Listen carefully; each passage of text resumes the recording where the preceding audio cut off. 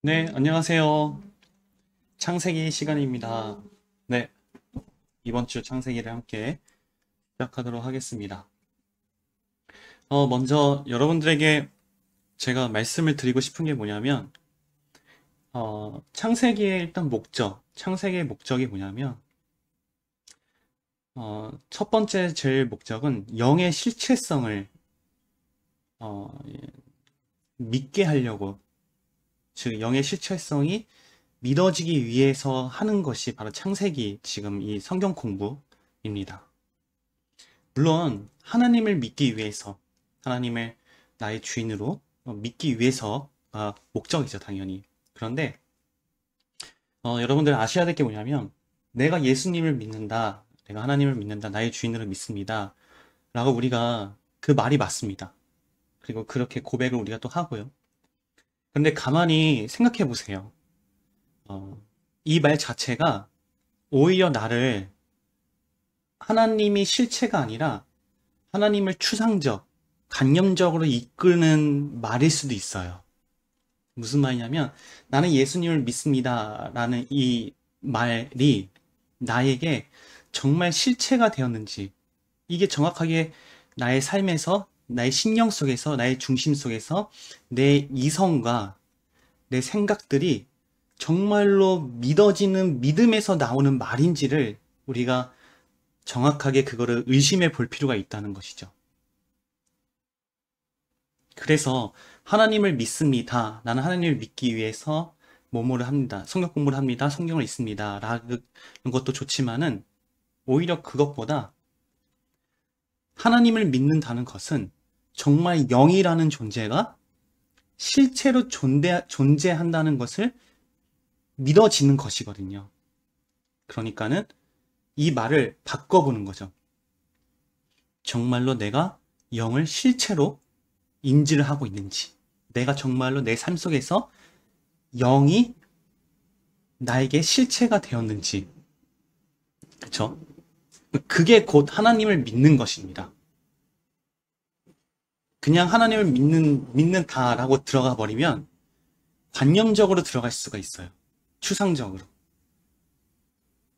그런데 영이라는 것 자체가 내가 믿든 안 믿든, 여러분들이 이 세상의 사람들이 믿든 안 믿든 영은 물질, 이 펜이 존재하는 것처럼 실체이기 때문에 내가 영을 정말로 실체로 인지를 하고 있는지 거기서부터 출발을 해야지 하나님을 정확하게 또 올바르게, 제일 중요한 거는 관념과 추상적이 아니라 실체로 믿을 수 있는 것입니다. 그래서 이 성경 공부의 성세기의 목적은 정말로 내가 영을 실체로 믿고 있는 것이 아니라 실제로 믿어지고 있는지, 인지되어지고 있는지, 그것을 확인하고 그것을 정리하기 위해서 이 창세기 성경 공부를 하는 것입니다, 여러분들. 그러니까는 이 말인즉슨 지금 창세기를 하면서 여러분들이 이거를 이해하고 머릿속으로만 그냥 하나의 지식으로 갖고 있으면 절대 안 된다는 것입니다. 왜냐하면 영이 실체이기 때문에 우리가 여기서 통해서 영의 실체성을 알고 믿어지는 믿음, 그쵸? 그 믿음이 있으면 정말 나의 삶에서 지금 우리가 여기서 창세기에서 영의 실체성을 우리가 배운 대로 그 삶이 정말로 나타나야 되는 것입니다. 그게 최종의 목적이에요. 나의 영의 특성대로, 하나님이 창조하신 영의 원리대로 내 삶에서 영적인 특성이 나타나고 있으면 그게 바로 뭐예요? 하나님을 제대로 믿고 있는 것입니다. 여러분들 아시겠죠? 그러니까는 나는 정말 하나님과 동행하고 있습니다. 하나님을 믿습니다. 하나님 뜻대로 나아갑니다. 그런 삶을 다들 살고 싶어 하고 또 그런 고백을 하고 실제로 그런 삶을 산다고 고백을 하잖아요. 그쵸? 그런데 그게 정확하게 뭐냐 그거죠. 그러니까 그거를 우리가 더 실체로 또 내 삶에서 내가 스스로 증명할 수 있게끔 하는 것이 창세기의 목적이니까 영의 실체성을 우리가 분석해보고 파악해보고 성경을 토대로 우리가 알아가는 게 바로 창세기의 목적인 것입니다. 결국엔 뭐예요? 하나님을 믿는 거예요. 그러니까는 절대 이게 지식으로 끝나면 안 되는 것입니다.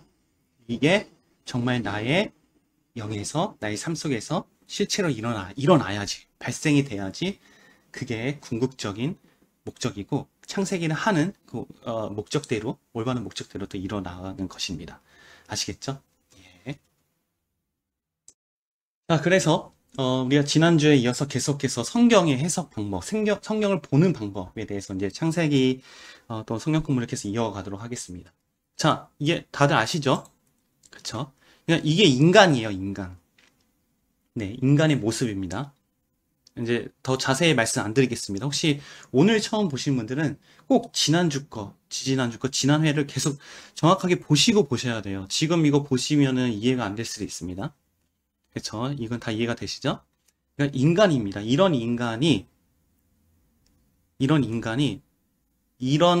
영의 특성이 육을 통해서 영의 특성대로 바로 나와야 되는 게 바로 하나님이 원하시는 영적 원리로서 살아가는 인간의 올바른 모습인 거죠. 그렇죠? 그런데 육이 있기 때문에 이런 영의 특성들이 다 육의 특성으로 나올 수밖에 없는 것이죠. 그게 인간이에요, 그게. 예. 예. 그러니까 그 모습 자체가 뭐냐면 죄인인 거예요, 죄인. 한마디로. 네. 그러니까 죄인이라는 것도 맞아요. 우리가 하나님을 떠난 게 죄인입니다. 내 마음에서 내가 주인 된 게 죄인입니다. 근데 이것도 여러분들 정확하게 아셔야 돼요. 그러니까는 이렇게만 하면은 추상적인 될 수가 있어요. 관념이 될 수 있습니다. 정확하게 이게 뭐지?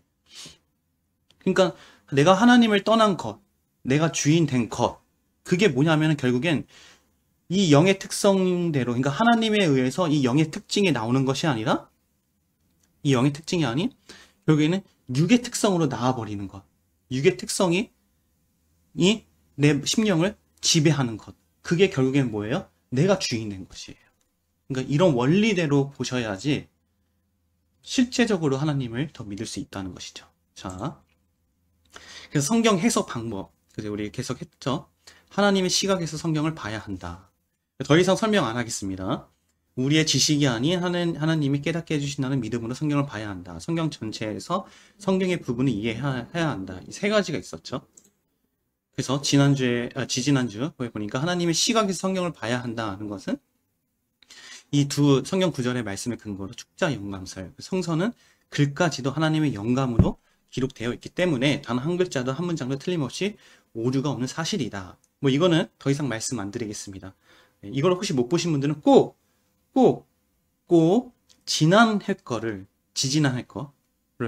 꼭 찾아서 보시기 바라겠습니다. 이것만 보시고 그냥 지금 처음 보신 분들 이것만 보시고 자기가 이해한 대로 넘어가면 절대 안 됩니다.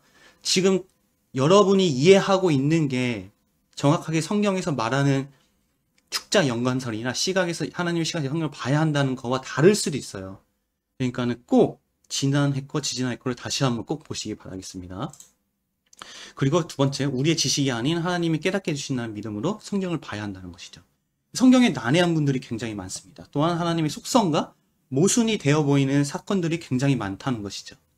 근데 성경은 우리가 몰라도 되는 것은 절대 기록되어 있지 않습니다.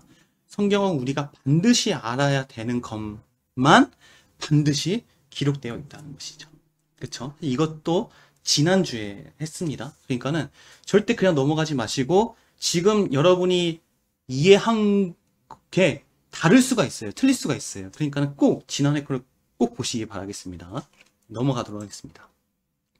그래서 오늘 이제 해야 될 게 성경 전체에서 성경의 부분을 이해해야 한다. 이게 무슨 말이냐면, 이제, 처음에 우리가 성경을 보잖아요. 이제 구절 말씀을 보잖아요. 그러면은, 이 구절 말씀이 우리가 보고 해석을 하고 또 설교를 듣고 해석을 하잖아요. 그쵸? 우리 그 속에서 하나님의 나에게 주신 뜻을 은혜 받기도 하고. 그런데 절대 중요한 게 뭐냐면, 내가 했던 성경 해석이 내가 지금 알고 있고 이해하고 있는 이 성경 말씀의 해석이 이 성경 전체에 모순이 되는지를 반드시 확인을 해야 된다는 것이죠. 그래서 성경의 해석에 이제 단계가 있습니다. 처음에 단어죠. 단어를 보고, 그러니까 능력이라는 단어, 능력. 근데 내가 생각하는 능력과 다른 사람이 생각하는 또 능력이 다를 수가 있어요. 그리고 성경에서 말씀하시는, 하나님이 말씀하시는 또 능력의 또 의미가 다르죠. 다를 수도 있습니다. 그러니까 결국에는 내가 생각하는 그 능력이 이 말씀에서 하나님께서 말씀하시는 능력이라는 의미와 똑같냐, 그거를 확인을 해야 된다는 것이죠. 그래서 그거를 이제 확인하는 방법, 모순인지 모순이 아닌지, 내가 지금 이해하고 믿고 있는 이 단어의 의미와 이 성경 전체에서, 즉 하나님의 말씀과 다른지를 확인하는 방법입니다. 그래서 단어를 먼저 봤으면 그 단어가 적혀 있는 그 구절 말씀 있죠. 1절, 2절, 3절, 그쵸? 구절 말씀을 전체를 보는 거예요. 확대시켜서. 근데 여기서도 모순이 안 돼. 그러면은 한 단락 있잖아요. 단락. 왜 성경에 보면은 동그라미 있어가지고 쭉 가고 또 동그라미가 있죠. 그쵸? 그게 한 단락이에요. 그 단락으로 이 단어를 해석하는 거죠. 이 단어가 가지고 있는 의미가 이 단락 전체에 모순이 되냐 안 되냐. 여기서도 모순이 안 되면은 이 단락에 속해 있는 이제 한 장, 1장, 2장, 3장, 4장, 그쵸? 그 장 전체를 봐서 모순이 되는지 안 되는지를 또 확인해야 되고, 거기서도 이제 모순이 안 되면은 그쵸? 신약서, 네, 구약서, 그쵸? 이 서에 또 신약과 구약에 모순이 되는지 안 되는지를 이제 확인을 해야 되고, 결국에는 결국에는 어떤 걸 마지막으로 확인을 해야 되냐면 성경 전체, 그쵸? 성경 전체라는 말은 결국엔 뭐냐면 하나님의 뜻, 하나님의 본질적인 궁극적인 목적, 즉 아까 제가 말씀을 드렸다시피 하나님이 인간에게 원하는 목적이 결국에는 성경의 전체 목적인 거나 마찬가지입니다. 그러니까 하나님이 정말 인간에게 궁극적으로 원하는 그 목적과 이 단어가 결국엔 모순이 되는지 안 되는지 그렇게 확인을 해야 된다는 것입니다. 이 작업이 반드시 필요합니다, 여러분들. 자, 예를 들어서 하나 말씀을 제가 보여드리도록 하겠습니다. 빌립보서 4장 13절 말씀인데요. 이거는 거의 여러분들 모두 다 아실 거예요. 내게 능력 주시는 자 안에서 내가 모든 것을 할 수 있다. 그쵸?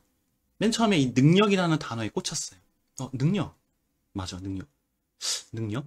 내가 생각하는 능력은 돈을 많이 벌고 세상적인 능력, 힘이 있고 그런 능력인데 근데 이 능력은 여기서 말씀하시는 하나님의 의미에서 이 능력은 뭐지?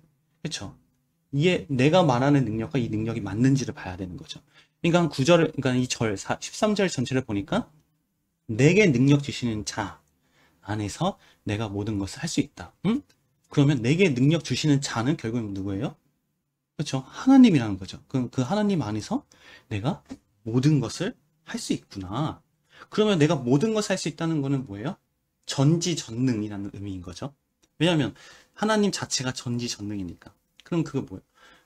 내가 어디서든 무엇이든 못할 게 없이 다 할 수 있다는 거예요. 다. 전부 다 할 수 있다는 것이죠.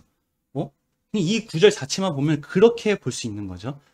그래서 전지전능하신 하나님 안에서 하나님과 함께 있으면 나도 전지전능하듯이 모든 걸 할 수 있구나. 그렇게 보기가 쉽다는 거죠. 그런데 이 앞구절을 보면은 제가 한번 읽어보도록 하겠습니다. 내 처지가 힘들어서 이렇게 말하는 것은 아닙니다. 나는 내가 가진 것에 만족하고 있으며 어떠한 환경에서도 감사하는 법을 배웠습니다. 가난은 이겨 낼 줄도 알고 부유함을 누릴 줄도 압니다. 배부를 때나 배고플 때나 넉넉할 때나 궁핍할 때나 어떤 형편에 처해서도 기뻐하고 즐거워합니다. 그리고 이 13절입니다. 바로. 그리고 내게 능력 주신 자 안에서 내가 모든 걸 할 수 있다. 그러니까 사실은 이 자체만 보면은 하나님의 전능성 그 속성의 안에서는 틀린 말은 아닙니다. 내가 하나님의 그 전능성 안에서 내가 함께 있기 때문에 그 전능성이 나에게도 있어서 하나님의 제한 안에서 나도 모든 걸 할 수 있다. 맞습니다. 그런데 이 문맥에서는 틀린 거예요. 그 말이 아닌 거죠.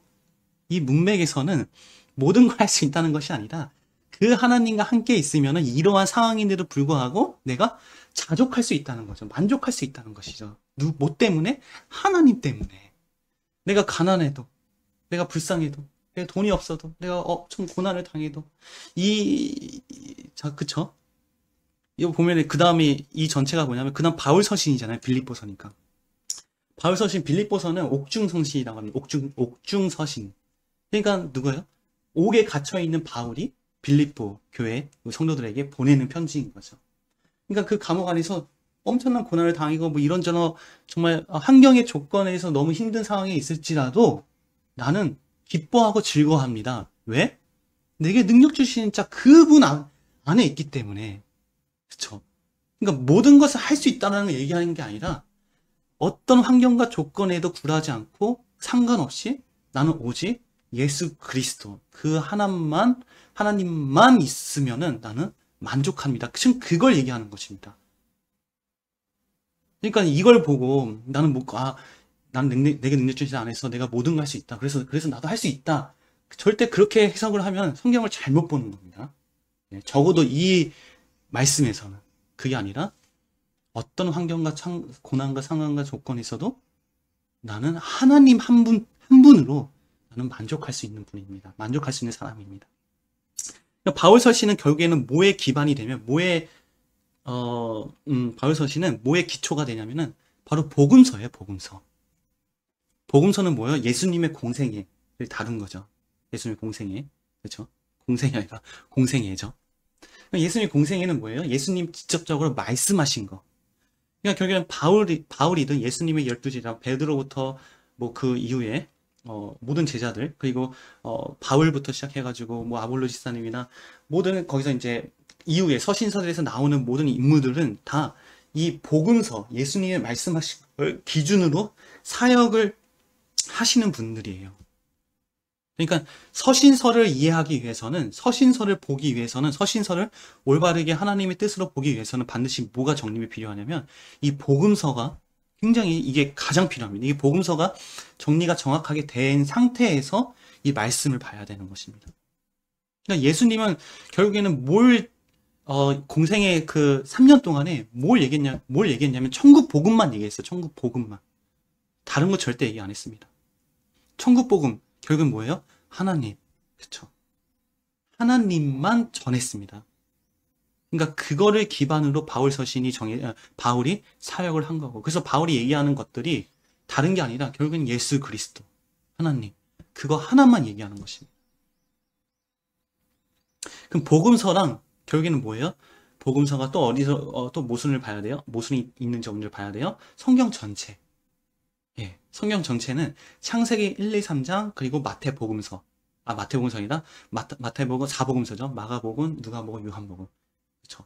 이 두 개가 정확하게 성경 전체를 말하는 것입니다. 그러면 왜 창세기 1, 2, 3장 그리고 복음서가 왜 이 성경의 전체냐? 그쵸? 당연히 이런 질문이 나와야 되는 것이죠. 왜냐하면 원리는 간단합니다. 무슨 말이냐면 여러분들이 지금 살고 있는 그 집 있죠. 예, 어디든 살고 있든 빌라든 아파트든 주택이든 뭐 한옥이든 지금 살고 계시는 그 집이 있잖아요. 공간이. 그 공간을 정확하게 이해하기 위해서는 무엇을 봐야 될까요? 그 안에 내부에 살면 알 수 있을까요? 몰라요. 그 공간을 이해하기 위해서는 그것의 설계도를 봐야 됩니다. 설계도를 봐야지 그 공간, 그 집, 구조물을 정확하게 이해할 수가 있어요. 그쵸? 설계도보다 더 중요한 게 있습니다. 설계도보다 더 중요한 거. 정확하게 알 수 있는 거. 뭐냐면 그 설계도를 제작한 사람. 그 설계도를 제작한 사람한테 들으면은, 그쵸?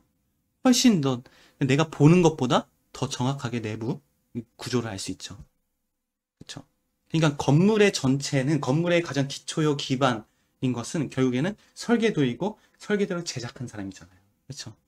그러면 이 성경, 이 세상, 그러니까 이 살아가는 이 세상을 정확하게 알기 위해서는 이 세상의 설계도를 봐야 되는 거죠. 그렇죠? 결국에는 이 이 세상의 설계도는 뭐예요? 성경이에요, 성경. 그러면 이 성경 전체를 알기 위해서는 뭘 봐야 되냐? 이 성경의 가장 기초요, 바탕이 되는 것. 그게 바로 창세기 1장, 2장, 3장이며, 또 복음서, 4복음서입니다. 왜냐면은, 성경을 우리가 볼 때 성경에는 이제 굉장히 중요한 단어들이 많이 나오잖아요. 구원, 그쵸? 죄, 인간, 신, 그쵸? 이런 것들을 우리가 알아야 되는 게 성경을 통해서 알아야 되는 게 굉장히 중요하잖아요. 그러면 이거를 알 수 있는, 이거를 정확하게 알 수 있는 방법이 뭐냐면 이 단어가 그리고 이 사건, 이 단어와 관련된 사건이 가장 처음에 언제 일어났냐. 그 첫 사건을 봐야 된다는 것이죠. 죄 하면은 죄를 다루고 있는 사건들이 굉장히 많습니다. 구약에도 있고 신약에도 굉장히 많습니다. 그러면 이 죄, 하나님의 정말 말씀하시는 죄가 뭐냐를 정확하게 알기 위해서는 하나님이 이 죄에 대해서 이 죄라는 단어 그리고 이 죄에 대한 사건을 언제 처음 기록했느냐. 그쵸? 그 첫 시작하는 거. 그 부분만 정확하게 우리가 알고 정확하게 해석하고 보면은 나머지는 결국에는 여기서 파생되는 것들이기 때문에 정확하게 다른 것도 볼 수 있다는 것이죠. 하나님의 뜻대로. 그게 다 어디 있어요? 다 창세기 1, 2, 3장에 있는 것입니다. 그게 바로. 네. 창세기 1장 뭐 있어요? 이 세상을 창조한, 그쵸? 창조의 순서가 다 있잖아요. 그쵸? 3장에 보면은 죄, 첫 선악과를 따먹는 사건. 죄에 대해 딱 나오잖아요. 그쵸? 그러니까 창세기 1, 2, 3장이 사실은 성경 전체를 집약하고 있는, 예, 완전히 요약한 거. 핵심이에요, 핵심. 그러니까 창세기 1, 2, 3장을 정확하게 해석을 해야지 이후의 모든 사건들, 그 이후부터 뭐 구약의 말라기부터 신약의 계시록까지 정확하게 하나님의 뜻대로 우리가 이해하고 또 해석을 할 수 있는 것이죠. 그래서 창세기 1, 2, 3장이 성경 전체의 가장 기초고 기반이고 바탕입니다. 그리고 곧 이게 뭐예요? 이 세상의 가장 기본이고 기초인 것이죠. 그래서 기초가 무너지면 사실은 아무리 중간 것들을 잘 지었다고 하더라도 다 무너질 수밖에 없습니다. 2단, 그쵸? 2단. 2단이라는 의미가 뭐죠? 다를 이자의 끝단자. 그러니까 끝이 다르기 때문에 2단인 것이죠. 그쵸? 그러니까 끝이 결국에는 이만이고 정명석이고, 그쵸? 그리고 그 요즘에 이제 허경영 제가 허경영 그 하늘궁전에 가봤는데 진짜 의리의리하더라고요. 어쨌든 성경, 그러니까 개신교에서 파생된 구원이 완전히 다른 이단들. 결국에는 마지막 구원, 예수 그리스도가 아니라 그 구원자가 나다기 때문에 다른 거잖아요. 그러니까 이단이라고 하잖아요. 그런데 여러분들 성경의 원리를 보면 결국에는 이단이 아니에요. 이단이 초단입니다. 초단. 처음 초단. 무슨 말이냐면 애초에 끝이 다르다는 것은 애초에 출발이 다른 거예요. 출발이 다름에서 시작했기 때문에 끝이 다르지, 출발이 정확하게 똑같은 데서, 성경과 똑같은 데서 출발하면 끝은 절대 다를 수 없습니다. 이게 바로 성경적인 원리예요. 그러니까 처음이 어디냐면 바로 기초예요. 그게 바로 창세기 1장, 2장, 3절입니다. 창세기 1장, 2장, 3절에서 하나님께서 정확하게 말씀하신 것을 우리가 정확하게 이해하고 정확하게 우리가 거기서 해석을 되어지면은 정말 그거를 하나님의 말씀으로 받아들이게 되면은, 그리고 내 중심에서 그거를 수용하게 되면은 절대 신앙은 무너지지 않습니다. 중간에 이런 건 있어요. 이렇게 뭐라 하죠? 약간의 낙담이나 분명히 있어요. 있을 수밖에 없어요. 낙담이나 좌절이 되고 있을 수 있습니다. 근데 그 사람은 절대 적어도 방향은 틀어가지 않아요. 또 하나 예로 보면은 제가 종교학을 하다 보면은 이제 신앙을 가지고 있음에도 불구하고, 그러니까 개신교임에도 불구하고 종교학을 함으로써 신앙을 버리는 사람들이 굉장히 많이 있다고 해요. 저도 그런 분들을 많이 봤었는데, 그런데 정확하게 얘기하면 신앙을 가지고 있었는데 종교학 때문에 무너진 것이 아니라 애초에 본인이 가지고 있던 신앙이 정확하지가 않았던 것이죠. 사실은 그게 맞습니다. 성경적으로 봤을 때.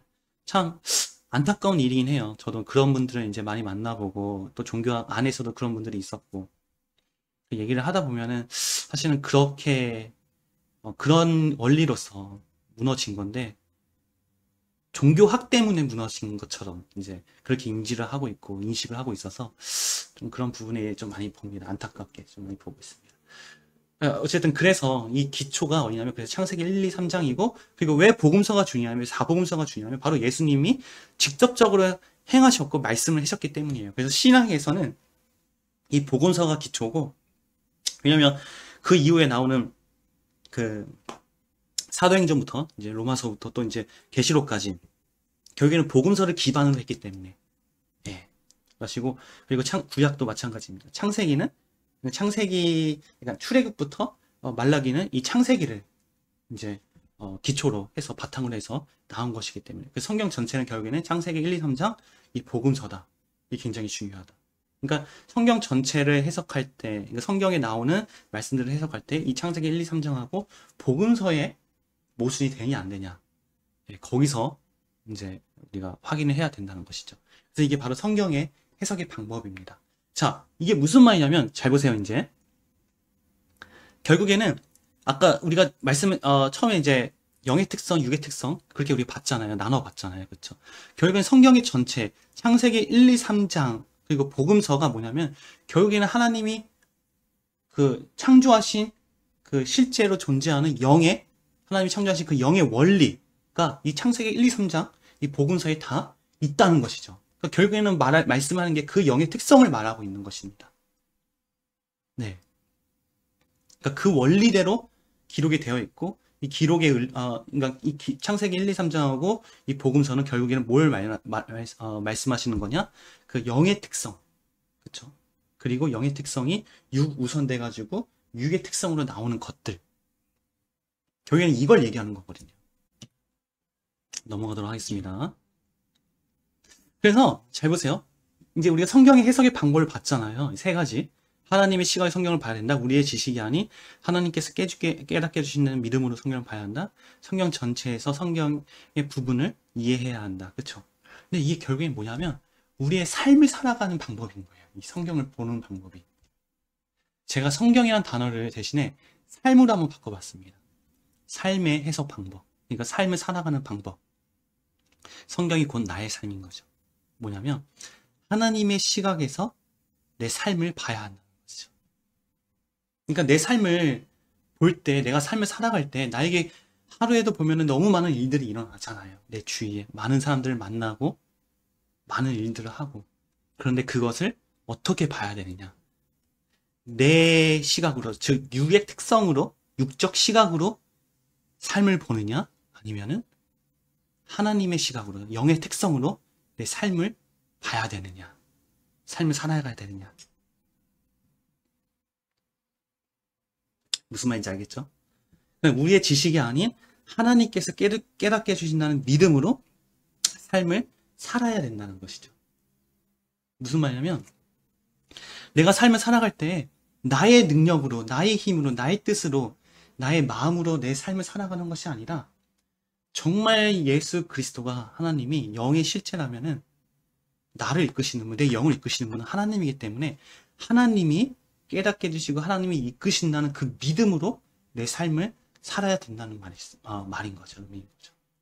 그리고 마지막 세 번째, 그러니까 성경 전체에서 성경의 부분을 이해한다. 무슨 말이냐면 내 삶 전체에서 삶의 작은 부분을 바라봐야 된다는 거죠. 다시 얘기해서 뭐냐면 내 삶의 전체는 결국엔 뭐예요? 하나님이죠. 하나님. 그러니까 하나님의 삶에서, 하나님에서 내 작은 나의 삶을 이해를 해야 되고 봐야 된다는 것이죠. 결국엔 똑같은 얘기를 하고 있어요. 예. 결국에는 하나님의 시각에서 삶을 봐야 된다. 이 말이 하나님의 전체의 삶에서, 그러니까 하나님에서 나의 삶을 이해하고 살아야 된다. 그리고 내 능력이 아닌 하나님의 능력으로 내 삶을 살아야 된다. 결국엔 그런 말입니다. 결국에는 성경을 바라보고 해석하고 보는 관점이, 방법이 결국엔 뭐다? 나의 삶을 살아가는 방법인 것이죠. 왜냐면 똑같아요. 결국에는 기준이 뭐기 때문에 영의 특성이냐, 육의 특성이냐. 영의 특성은 뭐예요? 하나님의 관점. 그렇죠? 육의 특성은 나의 관점.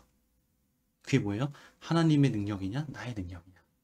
하나님의 능력으로 성경을 보느냐, 하나님의 능력으로 나의 삶을 살아가느냐, 나의 능력으로 성경을 보느냐, 나의 능력으로 삶을 살아가느냐. 그래서 제가 처음에 말씀드린 게 창세기를 하면서 그냥 지식으로 이해하고 끝나는 것이 아니라 이게 정말 나의 삶에서 드러나고 나의 삶에서 실체가 돼야 된다는 것이죠. 이런 부분에서. 이거는 이제 중심학교 오늘 예배 때, 같이 아이들하고 같이 설교를 했던 부분인데, 창세기의 관점으로 보면은 잘 보세요. 여러분이 혹시 생각하는 정상인, 그러니까 이성적인 사람은 누구라고 생각하나요? 한번 여러분들 생각해 보세요. 여러분은 여러분 자신을 정상인이라고 보잖아요. 지금 이걸 창세기를 하시는 분들 중에서 단 한 명이라도 나를 미친놈, 나를 비정상인, 나를 정신병자라고 보는 사람 있나요? 아무도 없을 거예요. 나를 정상인으로 다들 생각할 겁니다. 그러니까 기준을 뭐로 잡았기에 나를 정상인으로 보십니까? 그 기준이 뭐죠? 오늘 이 창세기의 관점에서, 특히 오늘 성경을 보는 이 관점에서 보면은 정상적인 사람은 올바른 것을 분별할 줄 아는 사람이에요. 이게 무슨 말이냐면 눈에 보이지 않는 것을 볼 줄 아는 사람. 즉 육의 특성과 영의 특성을 구별을 할 줄 아는 사람. 육의 특성과 영의 특성을 구별할 줄 아는 사람은 전제가 뭐가 있냐면 육의 특성만 보는 사람이 아닌 거죠. 육의 특성, 그러니까 육적인 것에 숨겨져 있는 영적인 것을 볼 줄 아는 사람. 그렇죠? 본다는 것이죠. 그 사람이 구별을 할 수 있는, 분별을 할 수 있는 것이죠. 그러니까 정상인 사람은 육의 것만, 육적 것만 보는 것이 아니라 영적인 것, 영의 특성을 볼 줄 아는 사람이 바로 정상적인 사람이고 이성적인 사람인 것입니다. 자, 이 말씀이죠. 사무엘상 16장 7절 사람은 외모를 보거니와 나 여호와는 중심을 보느니라 하시더라. 이 말씀을 하나님께서 왜 하셨죠? 그렇죠? 이스라엘의 왕을 이제 뽑기 위한 사무엘이 이새의 아들 중에서 너무나 첫째 아들 너무나 멋있어. 누가 봐도 왕감이야. 이 아들인 줄 알았는데 외모만 보고 이 아들을 이제 왕으로 이제 기름 부음을 해서 세우려고 했는데 하나님께서 그러시죠. 야, 너는 외모를 보고 지금 왕을 뽑느냐? 아니다. 사람은 외모를 보거니와 여호와는 중심을 보시느니라. 그리고 이후에 가장 외모적으로 형편없는 다윗을 하나님께서 이스라엘의 왕으로 세우시죠. 그러니까 사람은 외모를 보거니와 이 외모를 기준으로 사는 사람은 정상인 사람이 아닙니다. 비정상적인 사람이고 비이성적인 사람인 것이죠. 그리고 정상적인 사람은 이 중심을 볼 줄 아는 사람, 이 중심을 구분할 줄 아는 사람, 분별할 줄 아는 사람이 바로 정상적인 사람입니다. 바로 이성적인 사람인 것이죠. 이게 굉장히 중요합니다. 너무나 중요합니다. 그러니까 육의 특성과 영의 특성을 구별할 줄 아는 사람. 자, 여러분은 무엇을 먹을 거예요? 이거는 제가 진짜 먹었던 차돌박이 짬뽕입니다. 굉장히 맛있었어요. 요건 똥이죠. 그렇죠? 이 두 개가 있습니다. 무엇을 먹을 겁니까? 근데 참고로 이거 보이죠? 요거 제가 우리 중심학교 아이들이 이 사진을 올렸는데 이걸 술이라고 좀 이렇게 오해를 한 친구가 있더라고요. 술이 아니고 물병입니다. 근데 각도상 누가 봐도 술처럼 보이네요. 어쨌든 둘 중에 뭘 먹을 거예요? 당연히 이거 먹죠. 차돌박이. 그렇죠? 그런데 사실은 차돌박이가 아니었고 똥이었어요. 이 똥이 차돌박이였어요. 그렇죠? 이게 바로 사람의 한계예요. 우리는 이 뒤에 걸 볼 수가 없어요. 아무도 못 봐요. 그러니까 인간은 절대 중심을 볼 수가 없습니다. 인간은 우리가 육의 특성에서 봤다시피 감지, 의지, 감지, 의식, 그렇죠? 이거 육적인 것에 기준을 둘 수밖에 없습니다. 그게 인간이에요. 그러니까 모든 인간은 사실은 다 비정상적인 것입니다. 저도 비정상인 거예요. 저도 비이성적인 사람입니다. 혹시나 자신을 정상인으로 알았다면, 사실 자신을 정상인으로 알고 있는 사람이 아직까지 있다면 그 사람이 바로 비정상적인 사람입니다. 예. 이 세상에 살아가는 모든 사람은 아무도 정상적인 사람은 아무도 없어요. 그래서 인간이 비정상적인 것이 곧 뭐다? 정상적인 거다. 그래서 내가 나는 왜 맨날 하나님을 떠날 수밖에 없지? 나는 왜 이렇게 하나님이 원하는 일을 하고 싶은데 이게 못하지? 하루에도 또 이런 죄를 지었어. 절대 자책할 필요 없습니다. 예. 절대 그것으로 인해서 낙담할 필요 없어요. 그게 정상이에요. 그게 인간이고, 그게 바로 나고, 지금 내가 하나님을 만났다고 하더라도 5분 후에 하나님을 십자가에 못 박을 사람이 바로 나입니다. 그게 바로 우리예요. 그거를 인정을 하는 사람이 바로 정상적인 사람입니다. 물론 비정상적인 거죠. 여전히. 이게 바로 인간의 한계입니다. 여러분들 아시겠죠? 자, 모든 인간은 보이는 것이 기준이면 실체예요. 실체. 난 아니야. 난 그래도 하나님을 믿어. 난 그래도 하나님을 실체로 믿을 수 있어. 구락하지 마세요. 절대 안 됩니다. 절대 아니에요. 인간은 절대 보이는 것이 실체예요. 누군가 그렇게 말씀하시는 분, 나는 하나님을 정말 믿습니다. 하나님이 정말 실체입니다. 하시는 분도 있으면 거짓말 치지 말라고 하세요. 절대 안 됩니다. 인간은 절대 안 돼요. 절대 안 돼요.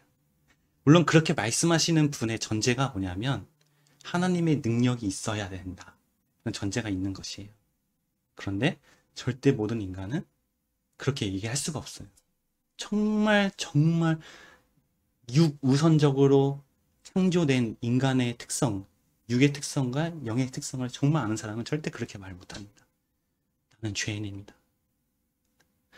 나는 정말 하나님 앞에 나아가고 싶은데 나가지 못하고 하나님 앞에 엎드리는 것밖에 못하는 죄인입니다. 이 고백이 나올 수밖에 없어요. 이 고백이 하루에도 몇 번이고 몇십 번이고 나올 수밖에 없는 게 바로 우리예요. 그게 인간입니다. 왜? 뭐 때문에? 이 육의 특성 때문에. 인간은 육, 간지, 육, 의지가 기준이에요. 절대적 기준입니다. 그리고 시공을 제한을 받기 때문에, 그리고 완전 제한자이기 때문에 그래서 인간은 하나님을 떠날 수밖에 없어요. 인간이 이 육의 특성 때문에, 그래서 그 창의력을 이용해서 정말 말도 안 되는 정말 수많은 죄를, 상상도 못할 그 죄를 지을 수밖에 없는 존재가 바로 인간입니다. 우리가 지난 그 창의력에 대해서 함께 나눴을 때 동물보다 못한, 짐승보다 못한 존재가 바로 인간입니다. 그런데 사실은 인간이 아무리 그런 절대적 죄악에 정말 상상도 할 수 없는 죄를 지었다고 하더라도 그래도 그 인간은 동물보다 나아요. 왜요? 왜 그러냐고요? 영이 있기 때문에. 하나님은 그렇게 보시는 거예요. 그게 바로 우리 인간입니다. 그런 상상할 수 없는 죄를 짓더라도 그래도 누구보다 가장 귀하게 여겨지는 존재가 바로 우리 인간이에요. 누구한테? 바로 하나님한테. 자, 제가 예를 하나 한번 지어봤습니다. 한번 보세요.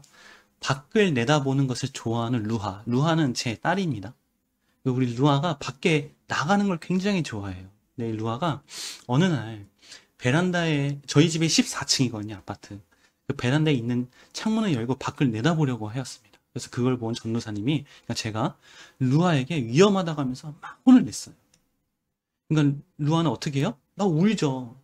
자기가 좋아하는 것을 못하게 하는 나쁜 아빠로 보이는 거죠, 지금. 루아를 사랑하는 전도사님은 왜 루아가 좋아하는 밖을 내다보지 못하게 하였을까요? 왜? 위험하니까. 떨어지니까. 그렇죠? 근데 루아는 뭐밖에 못 봐요? 내가 좋아하는 것을 하지 못하게 막는 나쁜 아빠로 보이는 것이죠. 그게 당연한 거예요. 그게 인간의 인간의 한계입니다. 그런데 그 이면에 숨겨져 있던 거. 네. 뭐예요? 정말 이 딸을 사랑하는 아버지가 루아를 안전하게 지키기 위해서 혼내는 거죠. 그렇죠? 그게 바로 중심의 시각이고 영의 시각인 것이죠. 이게 바로 그러니까 한 예예요, 예. 이게 바로 인간의 한계인 것입니다. 자, 또 하나. 여러분의 컴퓨터를 너무 사고 싶었습니다. 그런데 컴퓨터 가격이 10만 원이에요. 마침 나에게 9만 원이 있었습니다. 만 원이 모자랐어요. 근데 그때 그 상황을 보시던 하나님께서 나에게 만 원을 주셨어요. 와, 너무나 감사합니다, 주님. 그리고 여러분은 어떻게 할 거예요? 그 만 원을 가지고. 어떻게 하실 겁니까? 제가 이 질문을 우리 중심학교 친구들에게 예배 때 하니까, 그쵸. 바로, 하나님께서 나에게 내 마음을, 나를 긍휼히 여겨시고, 나에게 만 원을 주셨구나. 그치? 컴퓨터를 사라고 만 원을 주셨구나. 그래서 컴퓨터를 사러 가죠. 이게 하나님의 뜻이구나. 감사합니다. 그쵸. 모든 사람은 다, 그러니까 저를 포함해서 다 컴퓨터를 사러 갑니다. 근데 이게 사실 솔직한 대답이에요. 이렇게 대답을 해야지 맞습니다. 그런데 진짜 하나님을 모신 사람, 진짜 하나님의 능력을 가진 사람, 아까 얘기한 것처럼 중심 시각을 보는 사람, 즉 영의 특성을 구분할 줄 아는 사람은 어떻게 하냐면 하나님께 물어봅니다. 그럼에도 불구하고 이 상황이, 나의 환경과 조건이 다 A야. A를 말하고 있어 지금. 이제 내가 A만 하면 돼. 이것도 하나님의 뜻 같아. 다 A를 하면 돼. 그 A를 당연히 할 수밖에 없죠. 그럼에도 불구하고 그 상황에서 마지막까지 하나님께 여쭤보는 거예요. 하나님, 왜 나에게 만 원을 주셨습니까? 내 마음은 지금 컴퓨터를 사는 게 제 마음입니다.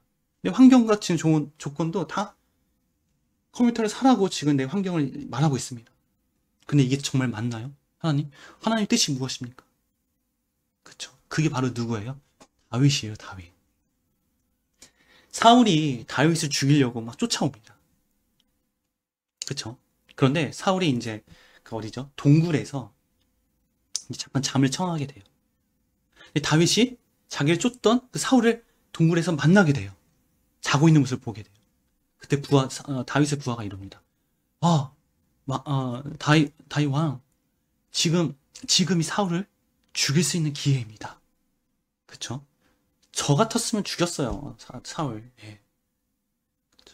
그러니까 결국에는 거기서 뭘 얘기하냐면, 인간은 거기서 당연히 죽이는 게 맞습니다. 난 안 죽여요. 난 안 죽일 수 있어요.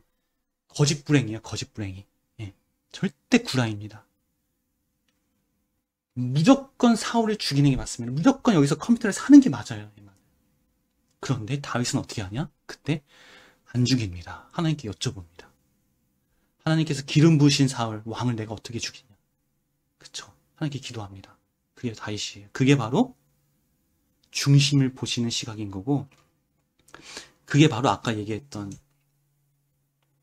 영의 특성을, 예, 영의 특성대로 사는 존재인 거. 그렇죠?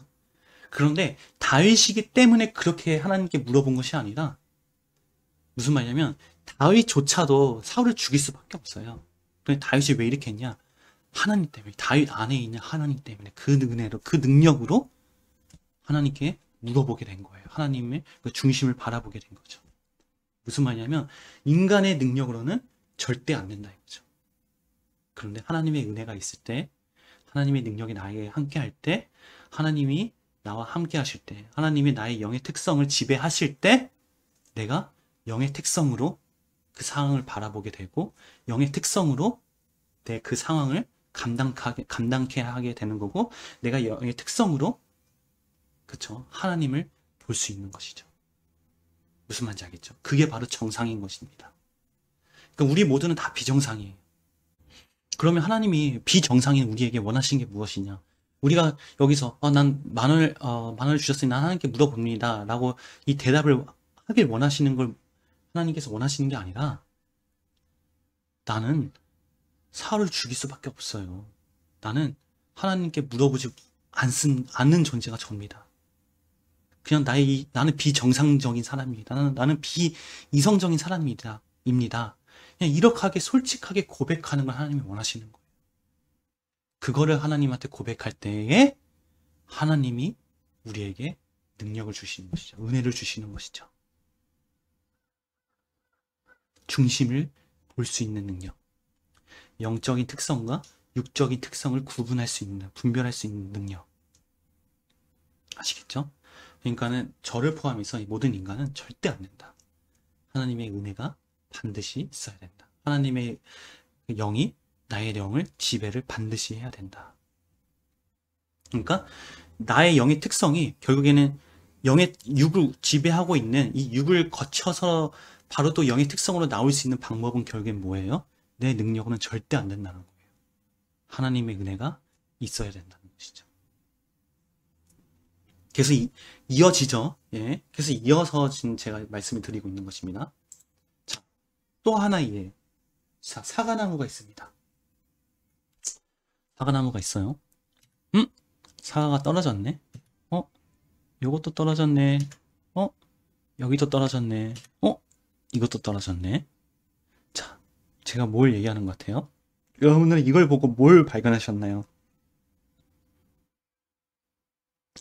그쵸? 떨어진 사과를 본 사람은 사과를 주스러 이렇게 옵니다. 왜냐면, 사과 떨어졌다. 아싸, 나 사과 먹어야지. 아싸, 웬 이게 게이드? 그래서 사과를 막 먹죠. 그쵸? 네. 이런 사람은 바로 육의 특성입니다. 이런 사람은 하나님을 절대 믿을 수 없는 사람이에요. 이런 사람은 절대 발전을 할 수가 없는 사람입니다.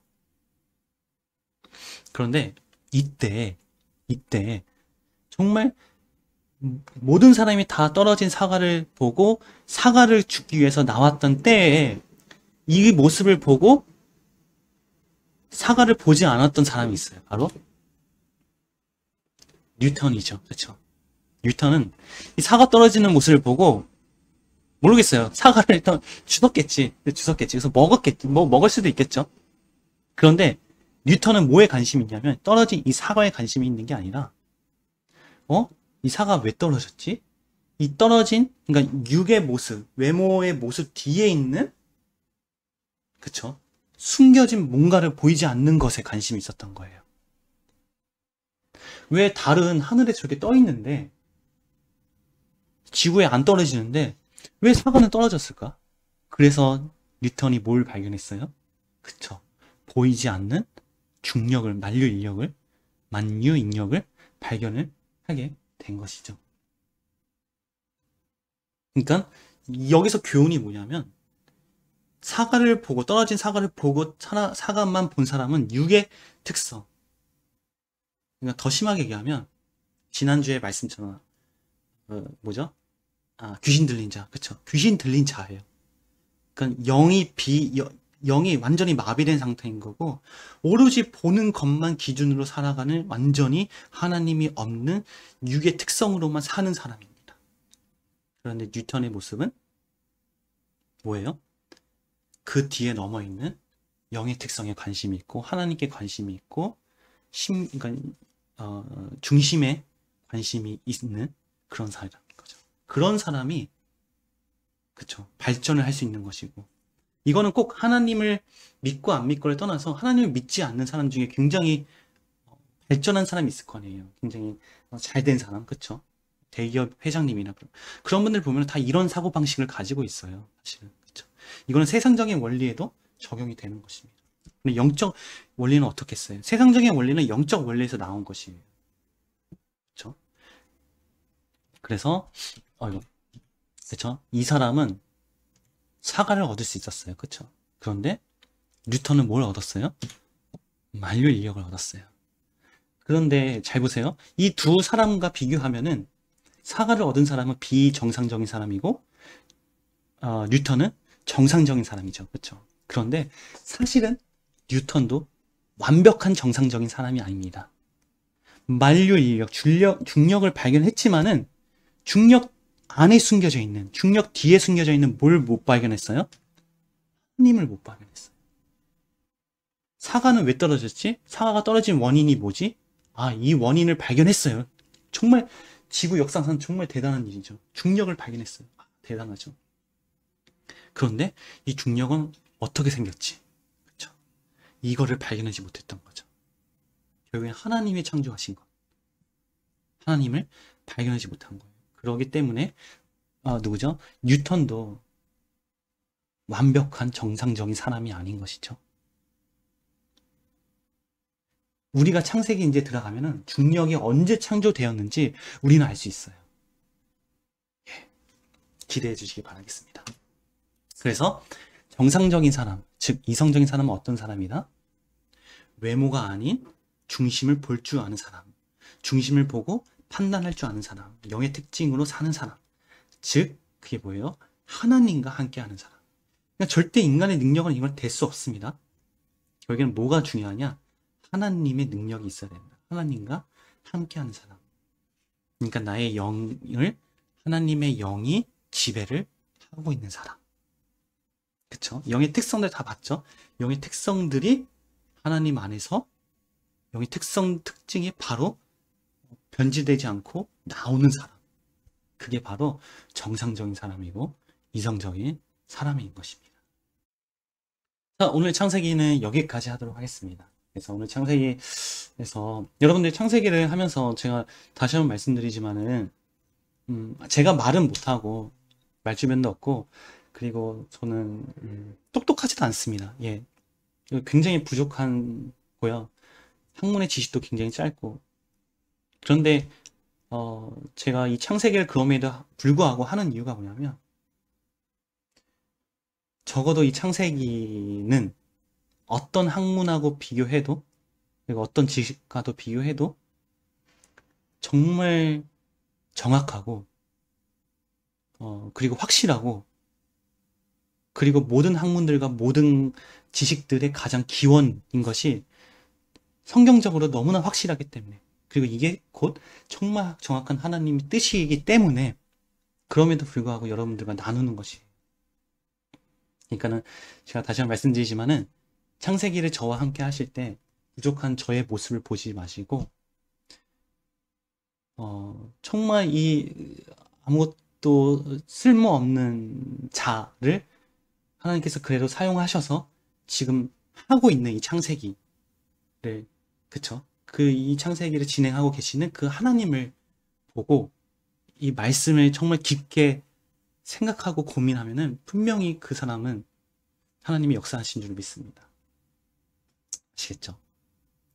네, 그러니까 그런 영의 특성으로 그런 영의 시각으로 그런 중심의 시각으로 하나님의 능력으로 저와 함께 해 주시기 바라겠습니다. 그리고 제발 꼭 꾸준히 함께 해주세요. 아시겠죠? 예, 그러면 감사합니다. 예, 화이팅!